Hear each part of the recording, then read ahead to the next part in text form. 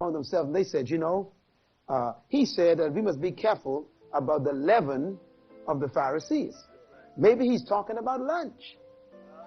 And they thought Jesus was thinking about lunch, like most of you do when you go to work. People go to work at 9 o'clock and dream of lunchtime. They can't wait for the break. And when they come back from lunch, they dream of 5 o'clock. Why? Because they're not doing what they were born to do. They can't wait to get away from it. And they said to Jesus, is it because we haven't bought any lunch that you said we must be aware of the leaven of the Pharisees? And Jesus said something to them that I believe should change your life.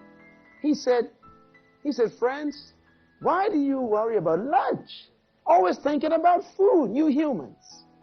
He said, my meat is to do the will and the purpose of my Father. Until you find something more important than food, you haven't found your purpose yet. When a person has discovered their purpose, a passion rises up inside of them that keeps them away from even food. They don't even take vacations. You got to beg them to rest because they got a passion for living. When a person has found their purpose, they are strange. They have no working hours. Only people with jobs got working hours. People with purpose have no working hours. Then there's no punch clock for them. They go to work just when they wake up, and they stay to work until they fall down dead. I'm talking about it. I'm talking about one of them right here. And if you check all the great people of history, that's the way they live. I mean, Paul, what a man. The guy preached all night until the guy fell out of the window and died. Paul went downstairs, healed the guy, raised him from the dead, put him back in the window, and kept on preaching. That's what I call passion. Passion. I saw Peter, a fisherman, who was bored on his job until he discovered his purpose. And when he discovered his purpose, they couldn't stop him. As a matter of fact, when he discovered his purpose, Peter told the Sanhedrin council, they said, we are going to cut your head off if you keep preaching. Peter says, well, I got a choice to make. He says, no, you got a choice to make. If you cut my head off, I'll preach. If you leave it on, I'll preach. What are you going to do? So they whipped him and put him in prison. What he did, he preached. When they let him out, he preached. They threatened him, he preached. They whipped him, he preached. They ran him out of town, he preached. They stoned him, he preached. You see, when you got purpose, nothing stops you. Because there's a passion that is stronger than death. The same Peter who was afraid at the resurrection became an invincible man when he received a revelation of who he was born to be. Give the Lord a hand for passion. You and I,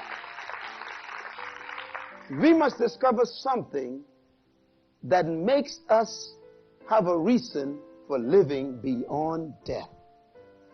You know, Martin Luther King was a great man. And like all people who discovered their purposes, he took on a spirit that was very difficult to handle. You know, people heard Martin Luther's testimony as he spoke from the steps of the Lincoln Memorial years ago, and that great speech he gave, I have a dream. How many of you have ever heard that dream? You ever heard it before? Isn't that a great speech? But do you know that the greatest message this man ever gave was not on the steps of the Lincoln Memorial? His greatest message was given in a small little church in Alabama that could only seat maybe a couple hundred people. And he was speaking at this church service, and I remember listening to that speech, and I said to myself, that's the greatest statement the man ever made. What was it? He stood before those people, and by this time, they had threatened to kill him all over the country. He knew that there were people out there who did not agree with his philosophy, but he was born to do what he was doing. And you could see it in his eyes. You could almost feel it in every word he said. And do you know the words that spoke from that man's heart that was an indication of his passion and purpose was this? He said, it doesn't matter anymore Boy, that's a powerful statement. What are you waiting on? That's it. You see, you'll never change the world and impact your generation until you can say, it doesn't matter anymore. It doesn't matter what they do. It doesn't matter what they plan. It doesn't matter what they try. They can't stop me. Why? I'm already dead. When he said, it doesn't matter anymore, he became a dead man. How can you kill a dead man? I wonder if you found a dream that can cause you to say, it doesn't matter anymore. You know, that's how it is with me. What I was born to do is so clear. It's on paper. I got it all written down. I got my life in detail on paper for the next 50 years. That means about 95 years old, I should be around finishing everything. And do you know, that makes me very dangerous. Because it means your opinions are too late. If you threaten to kill me, you might as well shoot now. If you want to stop me, you might as well get all the armor you can. Why? Because I've discovered something more important than your threat.